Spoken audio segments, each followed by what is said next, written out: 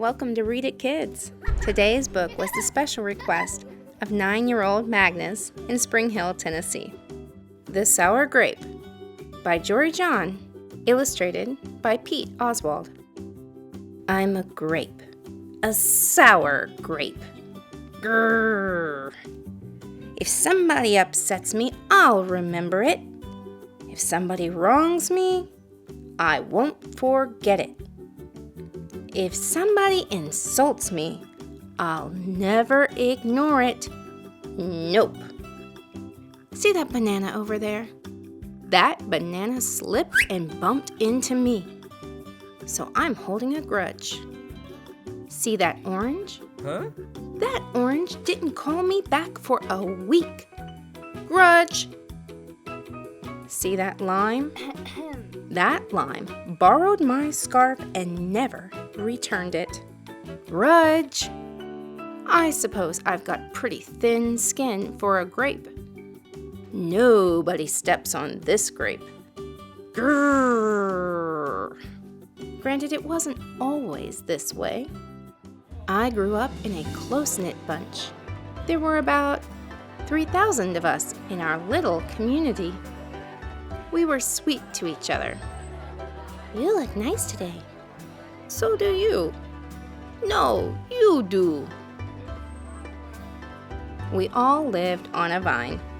Sure, it was a bit claustrophobic, especially when we were trying to get ready in the morning. Are you done in there? Come on! But my family was ripe with humor, goodwill, and warmth. We did our best with what we had. Are you going to finish that? My grandparents visited on the weekends.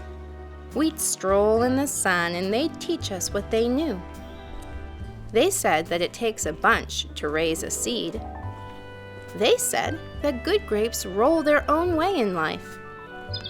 They told us to be kind, forgiving, considerate, and grateful. Or grapeful, my grandpa said with a wink. Above all, no matter what life throws at you, and there will be a lot, try to stay sweet, my grandma said. Indeed, we said in response. And for a while, I was the sweetest of the sweet. I said please. I said thank you. I brushed aside life's little annoyances. I knew how good I had it. Oops. Haha, no problem at all. But then one day, something changed in me. It was my birthday. I had rigorously and vigorously planned a big party for weeks. I'd sent out invitations with the date prominently displayed. Get this, I had a Ferris wheel, a magician, and hay rides. I had snacks upon snacks upon snacks. The highlight of the party, though, was a fireworks display, which would happen at sundown. I stood out front and waited for folks to arrive. I had a gigantic smile on my face. I waited. Everybody was a little late, it seemed. No big deal. No big whoop. So I waited. A tumbleweed rolled by. A coyote howled in the distance. The sun sank behind the hills. Sigh. And I waited. Nobody showed up. And I mean nobody. By the time the fireworks show started, with me as the sole spectator, I was scowling. I considered everybody I'd invited, and only one thought came to mind. Grudge, grudge, grudge, grudge, grudge. Grudge, grudge, grudge, grudge. After that, my personality became something else entirely. I went from a sweet grape to a bitter grape to a snappy grape Who moved my chair? Finally, I became a sour grape. Grrr. I started holding minor grudges that eventually became major grudges. Why don't you watch where you're going? I scowled so much that my face got all squishy. You know what? Don't even bother calling me back. Huh? I took my grumpiness out on others. Are you ever going to return my scarf? And that's just how it's been. Day after day, week after week, month after month. Grudge after grudge. But something happened recently that changed my thinking. I was getting ready to meet up with my friend Lenny, the only fellow I know who's as sour as I am. Lenny and I usually go to the park where we sit on a bench and rant about stuff. But just as I was heading out the door, I bumped my knee. Oof. After I bandaged myself up, I discovered I had a flat tire. Ugh! Then I missed the bus and the next bus was late. Wah! Finally, I got off at the wrong stop. Sheesh. By the time I arrived at the park, it was getting dark. Lenny was fuming and furious, with a frown and a furrowed forehead. His face looked all squishy. We agreed to meet at exactly 4 o'clock. You are 3 hours late. I tried to explain why I was so tardy, but Lenny wouldn't listen. He'd already made up his mind. He'd formed a huge grudge and he wouldn't budge. I couldn't believe it. How unfair, I thought. How ridiculous, I thought. How similar to the way I would react. Lenny was pretty worked up. He was pacing back and forth, emitting occasional grumbles. His tone was tart. So I gave him a little space. Besides, it was nice out. I noticed the sky changing colors, the melodic chirping of the birds, the evening breeze, the buzz of the park's insects coming alive at night. I suddenly felt grateful and peaceful and calm.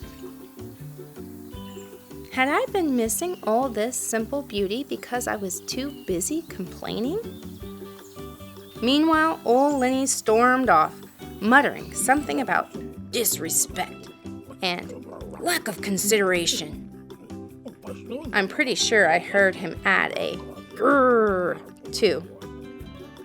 I walked home. I pulled a dusty box out from under my bed. There were old family photos inside. I spotted myself in one of the pictures. I was so sweet. I knew that little grape from the photo was still a big part of me, deep down. It would just take some work to get back there again. And that was the exact moment I found the invitation I had sent out for my infamous birthday party. The one where nobody showed up. It said May 31. But wait a minute here. My birthday was on May 21. Alas, I told everyone to come on the wrong day. Gulp. It was all my fault.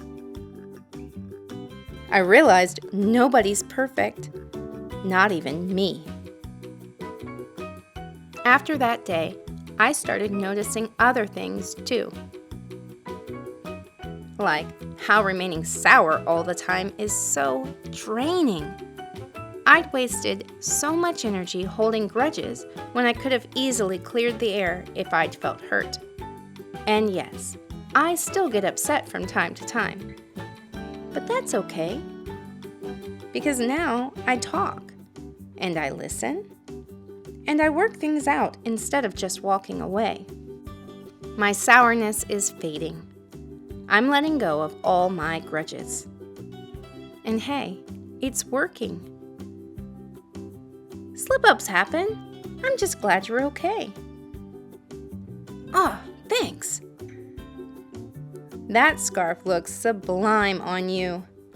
Why don't you keep it? Really? You're the best.